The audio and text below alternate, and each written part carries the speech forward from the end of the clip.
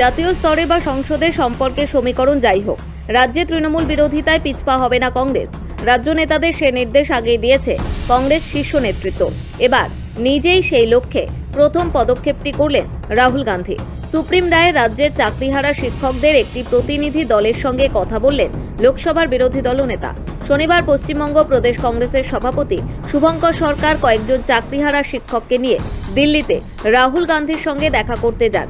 সূত্রের খবর, চাকরিহারা ওই শিক্ষকরা নিজেদের পরিস্থিতির কথা রাহুলের কাছে তুলে ধরেন।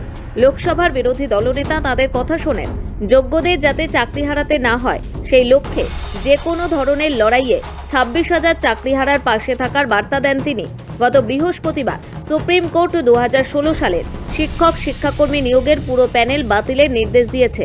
সুপ্রিম কোর্টের নির্দেশের পরেই রাজনৈতিক চাপানুতো শুরু হয়েছে। রাজ্যের শাসক দলের বিরুদ্ধে সরব হয়েছে বিরোধীরা।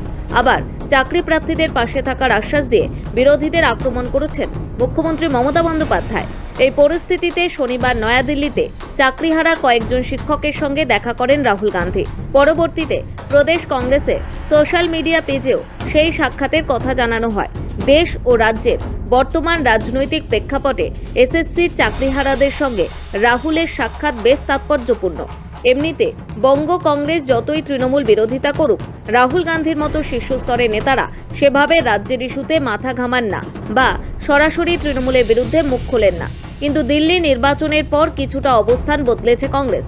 বঙ্গ নেতৃত্বকে নির্দেশ দেওয়া হয়েছে রাজ্যে দলের শক্তি বাড়াতে হবে। সেই লক্ষ্যে প্রয়োজনে তৃণমূল বিরোধিতা করতেও আপত্তি নেই হাইকমান্ডের। রাহুল গান্ধীরাও বুঝেছেন রাজ্যে শক্তি বাড়াতে হলে এসএসসির মতো ইস্যুতে সরব হওয়া ছাড়া বিকল্প নেই। আগামী বছর রাজ্যের বিধানসভা নির্বাচন, তাই এখন থেকেই ঝাঁপিয়ে পড়তে প্রদেশ নেতৃত্বকে নির্দেশ দিয়েছে কংগ্রেস হাইকমান্ড। শুক্রবার কংগ্রেসের জেলা সভাপতিদের সঙ্গে বৈঠকে বাংলার 17টি জেলার সভাপতি আমন্ত্রণ পেয়েছিলেন। তাদের সঙ্গে ছিলেন প্রদেশ সভাপতি শুভঙ্কর সরকার। ওই বৈঠকে বঙ্গ নেতৃত্বকে খার্গে এখন থেকেই ভোটের প্রস্তুতি শুরুর নির্দেশ দেন। ব্যুরো রিপোর্ট, সময়, কলকাতা।